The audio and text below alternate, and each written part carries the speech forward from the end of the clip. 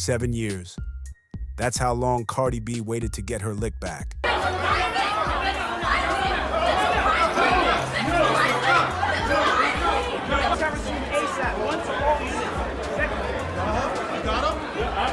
And when it finally happened, it wasn't in New York.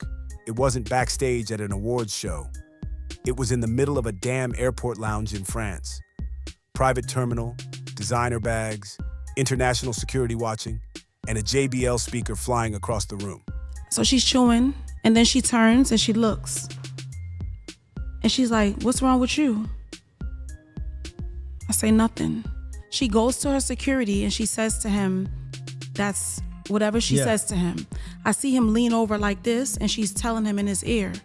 So I just take, like the bag that's in my lap and I just put it on the wheelchair part because I know I'm probably gonna have to stand up. Yeah, that's the kind of petty vengeance Cardi served up, and she served it hot. Now, before we break down the airport showdown, let's rewind for the culture. Back in 2018, the Harper's Bazaar Icon Party became ground zero for one of the nastiest feuds in modern rap. Nicki Minaj, Cardi B, and Rah Ali. And he turns around and he looks, and I'm just like, I'm still sitting in the chair, I'm just looking. And so now, once she informs him that I'm there, it's in 5, 4, 3, 2, showtime. You got me f***ed up. You got me, like, immediately she starts yelling and cursing and screaming. "Oh, what's up? What's up? What? Yeah." If you remember the night, you remember Cardi walked in with a mission. She was fed up. She wanted answers. But what she got instead?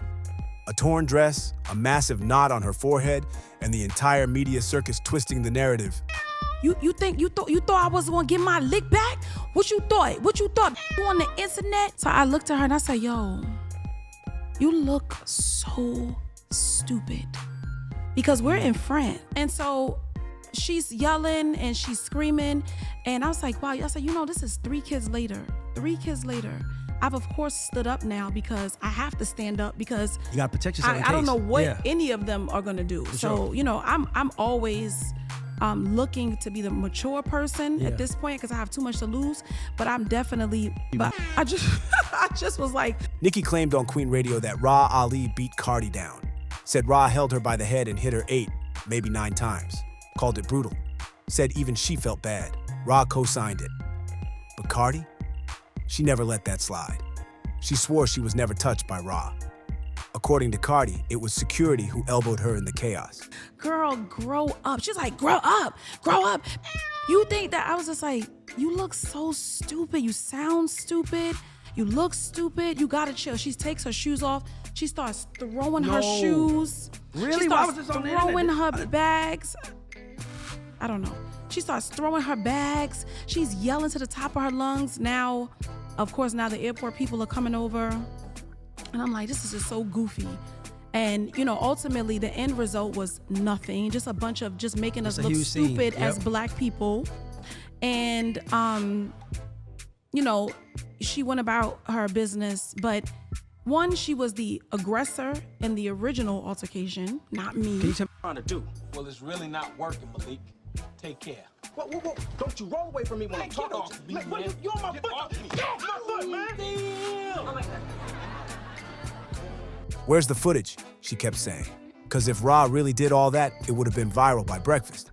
But the footage never came. Nicki even said she'd drop $100,000 for it. Still nothing. So for years, this became street legend. Say and whatever. And I turn around and I literally see this woman. She's in a wheelchair and she looked like in distress or something. Like she looked in distress. So I looked at her. I couldn't even believe my eyes because I feel like I've been waiting for this moment for a long time. I couldn't even believe my eyes. And I can't believe I'm in France. And this is happening all there and then. So this woman is in a wheelchair and I look at her and I said, "You good?" And she said, "I don't feel well." And I'm like, "Oh, okay." So then I told my security, and let me tell you something about my security. I know that you guys see him in pictures. I know that you guys think, but me and my security been my security already for like 6 years. And like my security is a big crip. You know what I'm saying? So his opinion to me matters. Not even his opinion, but it's like I will never like to look pussy in front of my security because I feel like if I do some pussy shit, I know my security gonna be like, bitch, you're pussy. Because that's the type of relationship that we have. 2 versions, 1 truth, and 0 closure. Fast forward to 2025. Cardi's in Cannes for an album shoot. She's walking through the airport with her team, security in tow. Life's good, but then she sees someone in a wheelchair, looking like she's not well. Cardi glances over and hears, "I don't feel good." She pauses, but then it clicks. So I told my security, right? I'm like, yo, this chick is right behind me. Like he was like, oh my God, like she's in a wheelchair. So I asked him, what should I do? Because at the end of the day, we are in France. And you know what? It would have been really easy for me to just snuff her in a wheelchair. But I'm like, yo, what should I do? Because we're in France and I'm about to, we in Cannes and I'm about to fly to Paris to shoot my album content. Everybody's waiting for me. But either way, so we are in France and we're going to go to jail. So he was like, you know what?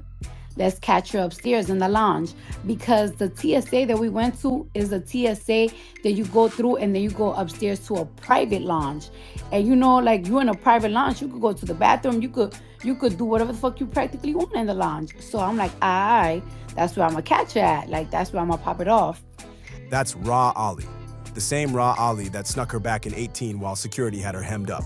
The same Rah that been talking crazy online for years. The same Rah that played backup singer to Nicki's beef. And just like that, all that old energy comes rushing back. Cardi turns to her security and says, "She's right behind me." Now her security, he ain't no rookie. Been with Cardi for years. Big Crip, knows the code. Cardi said, "What should I do?" Because she's thinking, this ain't the Bronx, this is France. But let's be real. Cardi ain't about to fold in front of her own people. That's not her. Never been her. So they make a plan.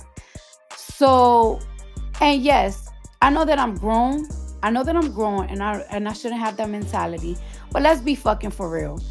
If I wouldn't have said nothing and if I would have been an adult, she still would have came online and would have been like, oh, I saw Cardi B and she didn't do nothing. She's pussy. And on top of that, I don't care what it is. Your friend's security and you attacked me. Y'all grabbed me. No, the security grabbed me and you attacked me. And if you thought I was gonna let that shit fly, you out of your fucking mind. Like I can't die on this earth. I can't live and die knowing that somebody put their hands on me and I never did nothing back. Like, bitch, I'm from the Bronx, you from the Bronx. You know what's up. So anyways, I'm on the line and I'm waiting because I know she has to go upstairs to the lounge and we go into the lounge and it's like, all right, that's where we're going to handle our business. Because I know she's aware that we in Cannes and I'm aware that I'm in Cannes. Like, ain't nobody trying to go to jail. So I'm on the line and now I see that she's stood up now. Now she's not in the wheelchair. Now she's standing, but she's staring at me. Like she's staring at me, like literally staring at me. She's not getting her eyes off of me. So now I'm already thinking to myself, like, it's like, fuck it. Like, it is what it is. We're about to fight right now because she looking at me like she wanted. So that's when I start arguing with her. They wait till they get upstairs to the lounge. Private. Fewer eyes. Fewer laws watching. And that's when it pops off. Rashida. And like, I start arguing with her and she's just telling me like, you need to grow up. Like, be for real, grow up. So that's when I threw a JBL speaker on her head. And she said, you feel better about yourself? And then she's acting like now she's gonna fight. Like, but she wasn't being like aggressive. She was like, okay, now. Because I guess she was sick. I don't know what was wrong with her. So then I guess my security is like, like now he in between both of us. Because now the police is really coming. Like, they're really rushing to the part of the airport. And she was saying, you feel good now? Like, you good? That's what you wanted? And I kept saying, yeah, that's what I wanted. Of course, I'm going to get my lick back. And you know that I'm not lying because she practically saying it herself. I don't know why you said that I was throwing a shoe. And why you not saying that you got hit in the head with whatever. But you know what? Whatever. At the end of the day, you know I'm not lying because even herself said, you thought I wasn't going to get my leg back? I wouldn't have said that if it was just me arguing with her. I wouldn't have said that if a shoe went flying somewhere. Stands up from the wheelchair like she just got divine healing. She's staring Cardi down, eyes locked, like it's go time. And Cardi? She ain't flinching. She starts arguing with her, telling her exactly what it is. And Rah's response, "You need to grow up." That's when Cardi launched the JBL speaker like it was a damn missile. Hit Rah in the head. No hesitation. Just pure Bronx release. You know I said I said I got my lick back because you got hit. And you know what? I'm good.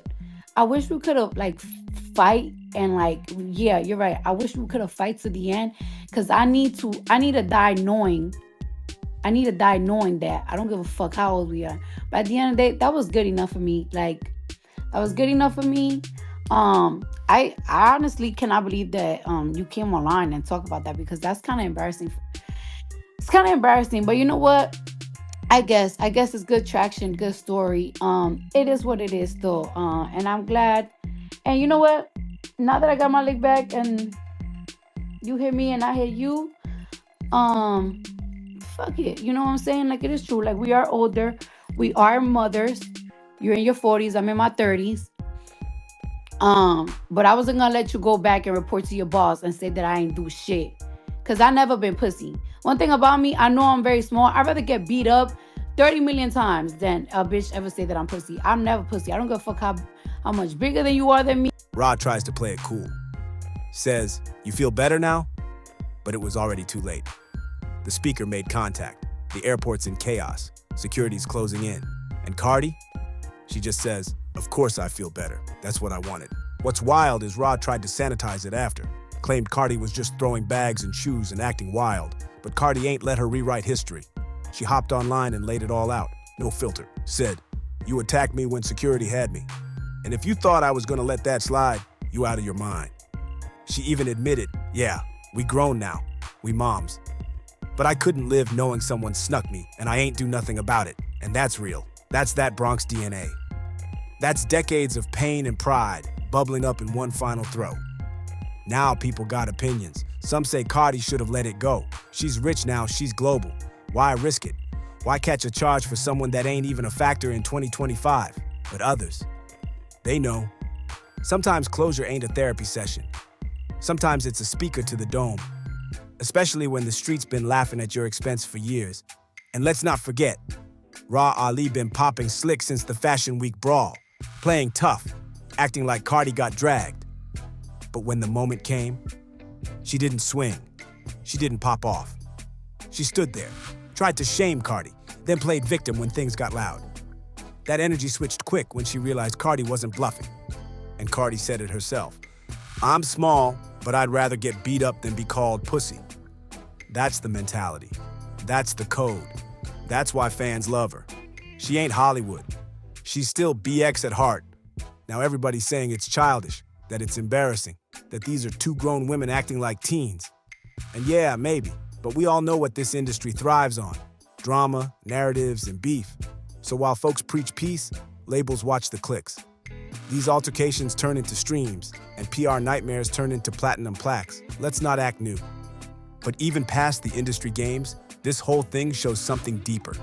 The damage of unresolved beef. Two women, almost a decade into a grudge, still carrying wounds from one chaotic night, still replaying it in their heads, still fighting ghosts. Some say this whole thing is sad. Others say it's poetic. Either way, it's done now. Cardi got her lick back. Rah Ali got clocked. And the world got a new headline. So here's the question. Was it worth it? Did Cardi need this moment for herself? Or should she have left the past in 2018? Y'all let me know in the comments. And don't forget to like, subscribe, and hit that bell. Because next time the smoke clears, you know we'll be there with all the receipts.